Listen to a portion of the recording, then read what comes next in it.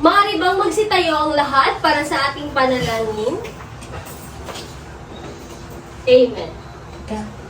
Magandang araw mga bata. Magandang araw po, teacher! Bago ang lahat, ako nga po pala ang iyong magiging guro sa araw na ito. Ako si Teacher Minsma. So bago kayo magsiupo, pulutin muna ang mga basurang nakakalat sa inyong mga upuan at itapon ito sa tamang basurahan. Gusto po, teacher. Maaari na kayong umupo. May lumiban ba sa araw na ito? Wala po, teacher. Mabuti naman sapagkat sabay-sabay tayong matuto sa araw na ito. Ano nga ba ang mga alituntunin na kailangan natin gawin kapag si teacher ay nagsasalita sa harap? Sige nga, Kaisar. Teacher, makinig po, teacher. Magaling, Teacher. Fahad. Huwag po makipag-usap sa katabi, teacher. Sige nga, Sharina. Itaas ang kanang kamay kung nais sumagot o magtanong, teacher. Magaling, yan ba ay aking maasahan, mga bata? Opo, teacher! Magaling. Ngayon, mga bata, bago tayo magsimula sa ating aralin, magkakaroon muna tayo ng energizer. Gusto nyo ba yon, mga bata? Opo, teacher! Magaling. Si teacher ay may inihandang laptop at speaker. Okay. Gusto niyo bang sumayaw at kumanta, mga bata? Opo, teacher! Magsitayo na ang lahat dahil umpisahan na natin.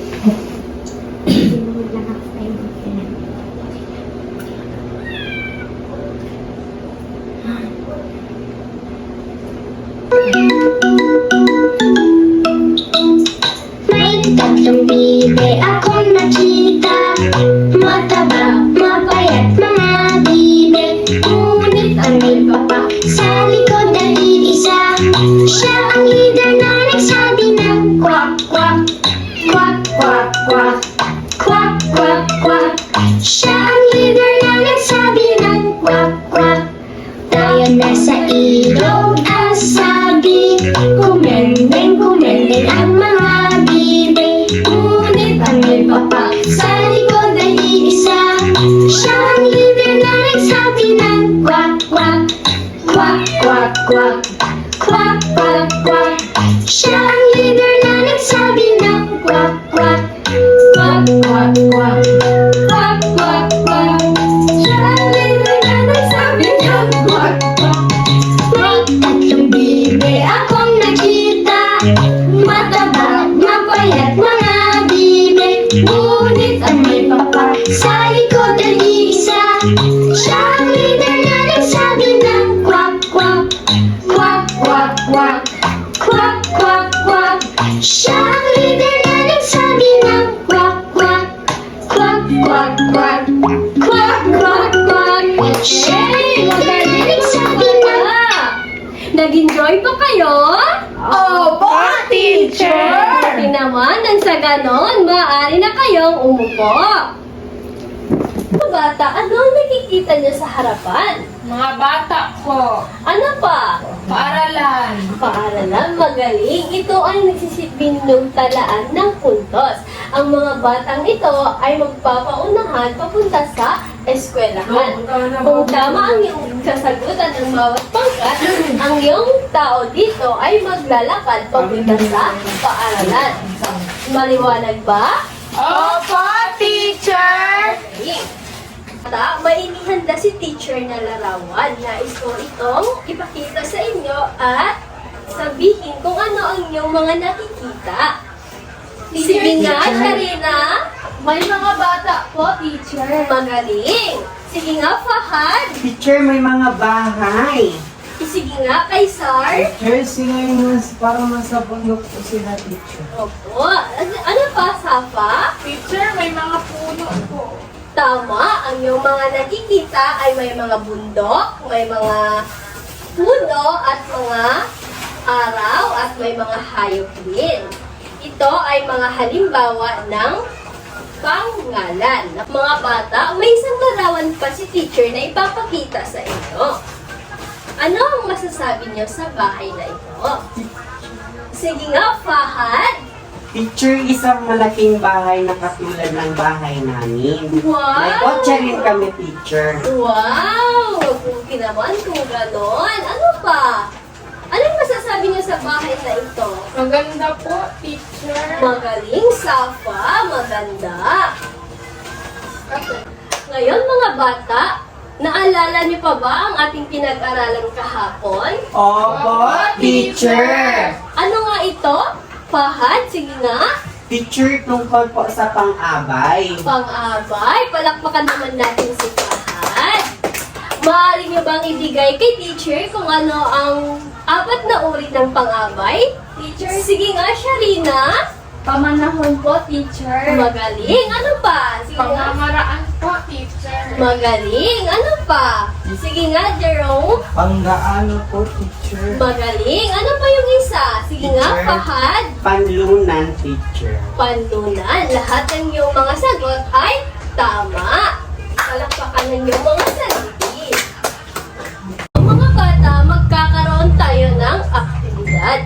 Papangkatin ko ang klase ng 4 na grupo. Magsisimula ang bilang sa 2, 3, 4, 2, 4. Okay, so, si teacher ay may inihandang sobre. Ang sa loob ng sobreng ito ay mga scramble words na maaari niyong buuin. Para sa pangkat-1, pangkat-2, pangkat-3, at pangkat-4. May 5 minuto lamang kayo para buuin ang nasa loob ng sobre. At idikit ito pagkatapos ng iyong oras.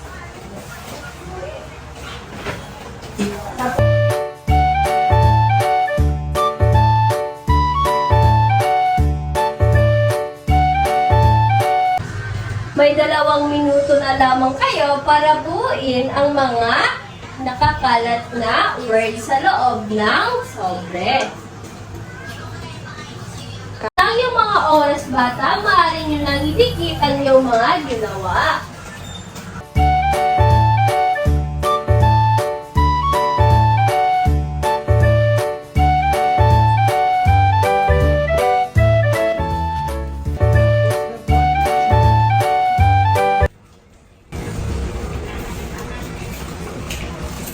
Teacher, walang tape po dito. Okay. Dito po. Ayun, mga bata, base sa aktibidad na inyong ginawa, ano ang nabuong salita ng pangkat-1? Pang-uri po, teacher. Pang-uri. May ideya ba kayo kung ano ang salitang pang-uri? Wala po. Wala po. Pag sinasabi natin pang-uri, pakibasa nga ng sabay-sabay. Ang salitang pang-uri ay naglalarawan sa tao, bagay, hayop, lugar, at pangyayari. Magaling. Pag sinasabi natin pang-uri, ito ay naglalarawan ng tao, bagay, hayop, at mga pangyayari. At ang pang-uri, may 3 uri ng pang-uri. Ano ang nabuong salita ng pangkat-2? Lantay po, teacher. Lantay. Magaling. Ang lantay ay unang uri ng pang-uri. May ideya ba kayo kung ano ang salitang lantay? Wala po. Wala po. Pag sinasabi natin lantay, pakibasa nga ng sabay-sabay. Ito ay lantay kung ang isang tao, bagay, at pangyayari ay inilalarawan. Tama, pag sinasabi nating lantay, ito ay mga bagay at pangyayari na nais natin o gusto natin ilarawan. Ang halimbawa dito ay Ang aso niya ay maamo. Ang bahay nila ay maganda. So, base sa halimbawa ng lantay, mga bata, Maaari ba kayong magbigay ng halimbawa patungkol sa lantay? Sige nga, Fahad. Ang eskwelahan po namin ay malinis. Magaling. Palakpakan naman natin si Fahad. Halimbawa, sige nga, Safa. Ang luto ni nanay ay masarap. Magaling. Palakpakan naman natin si Safa. Meron pa ba? Wala na. So ano naman ang nabuong salita ng pangkat 2? Teacher, pahambing teacher. Pahambing. Pag sinasabi natin pahambing, pakibasa ng sabay-sabay. Ito ay pahambing kung dalawang tao, bagay, lugar at pangyayari ay pinaghahambing. Ginagamitan ito ng mga katagang mas, magkasing, higit na, kaysa, bigaanong, gaya, tulad. Pag sinasabi natin pahambing, ito ay ang dalawang bagay, lugar o pangyayari na hinihahambing ng tao. Maliwanag ba? Opo, teacher. Ito ay isang halimbawa ng pahambing. Pakibasa nga ng sabay-sabay. Si Marlo ay mas makulit kaysa kay James. Si Marlo ay mas makulit kaysa kay James. Ano ang salitang ginamit dito sa pahambing? Sige nga, Sharina. Mas po, teacher. Mas magaling. Palakpakan naman natin si Sharina. Sino ang dalawang tao na inihahambing sa halimbawa? Sige nga, Fahad. Teacher, si Marlo at saka si James. Magaling. May makapagbibigay pa ba sa akin ng halimbawa ng pahambing? Sige nga, Sharina. Si Jerome ay mas matangkad kaysa kay Fahad. Magaling si Sharina. Sige nga, Fahad. May halimbawa ka pa ba? Si Mixma ay mas maganda kaysa kay Sandy. Magaling si Fahad. Palakpakan naman natin si Fahad. Ngayon, dadako na tayo sa pangkat 3.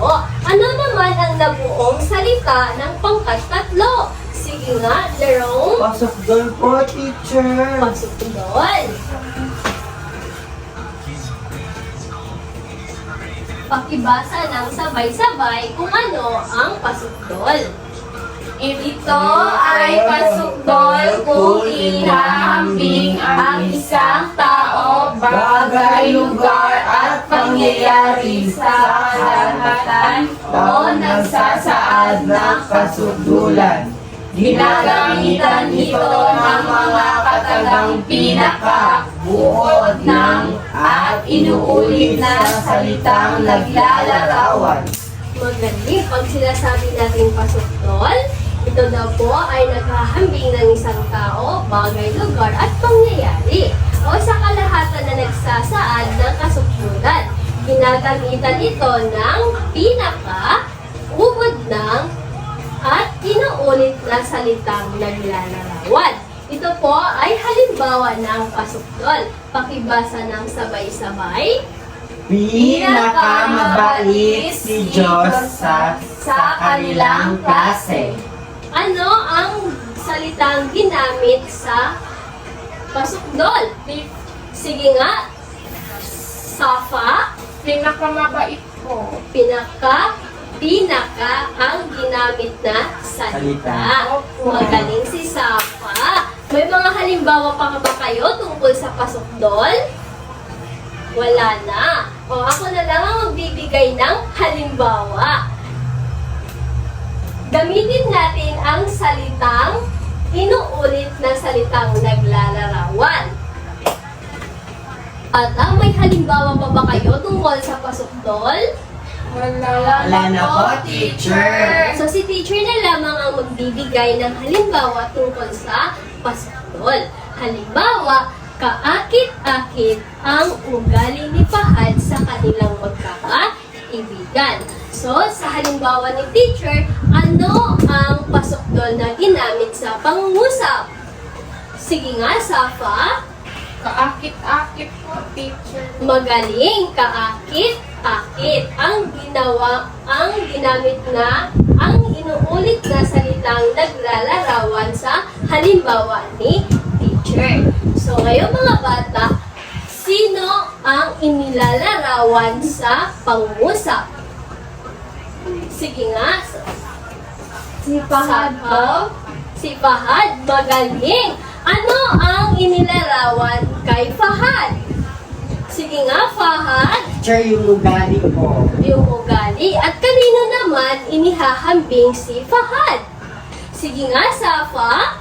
Sa kanilang magkakaibigan. Magaling. Ngayon, naintindihan na ba kung ano ang ibig sabihin ng pasuktol? Opo, teacher! O, maaari ba kayong magbigay ng halimbawa kay teacher kung ano ang pasuktol or halimbawa ng pasuktol?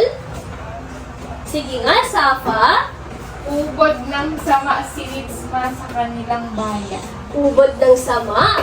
Ano ang ginamit kong pasuktol sa iyong pangungusap, Safa? Ubod po, teacher. Magaling. O, ubod. Palpakan natin si Ubod Safa. na. Sorry po. Ubod ng. Magaling pa rin si Safa. Mga bata, bakit sa tingin niyo mahalagang pag-aralan ang pang-uri? Teacher. Sige nga, Safa. Mahalagang pag-aralan ng pang-uri. Ang mga ito dahil binibigyan tayo nito ng balangkas kung paano natin dapat ipahayag ang ating mga gustong sabihin. Tama, ang galing naman ni Safa. Bigyan natin ng masigawag na palakpakan si Safa. Ngayon mga bata, tingnan nga natin kung may natutunan ba kayo sa araw na ito. Pakibasa nga ang panuto. Isulat ang L kung ito ay lantay. Ang PH kung ito ay pahambing. Isulat ang PS kung ito naman ay pasukdol. Maaari ko bang tawagin si Safa upang basahin ang number 1? Ang kotse niya ay mabilis tumakbo. Ay mabilis tumakbo. Ano ang sagot ni Safa? Lantay po, teacher. Pakisulat nga, Safa. Tama ba si Safa? Opo, teacher! Okay. Ang pangalawa naman, sino ang maaaring pumunta sa harapan? Sige nga, Sharina. Pakibasa muna. Ang nanay niya ay mabait. Okay, ano ang sagot ni Sharina? Okay, tama ba ang sagot ni Sharina? Opo, teacher! Ano naman ang pangatlo? Sige nga, Fahad. Basahin mo na ang pangungusap. Di gaano matalino si Maria kaysa kay Marley. Ilagay ang iyong sagot. Tama ba ang sagot ni Fahad? Opo, teacher. Tama. Mahusay mga bata, ngayon may susunod pa tayong gagawin. Ay inihanda si teacher na pagsusulit.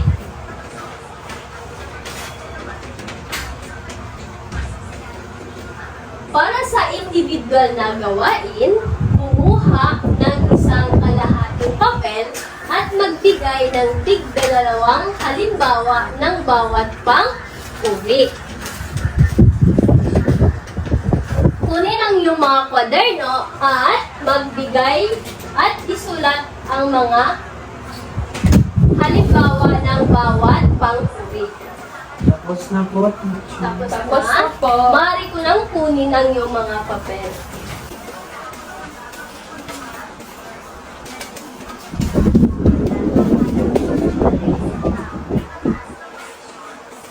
Mga bata, bago kayo magsiuwi, may inihanda muna si teacher na takdang aralin.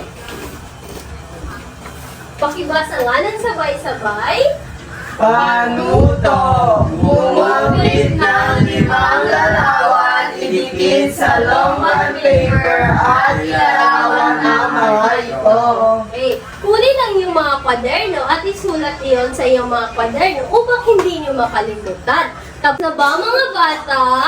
Opo, teacher! Maaari na kayong magsitayo. Paalam na aking mga estudyante. Paalam na po, teacher! Paalam na po, kaklase.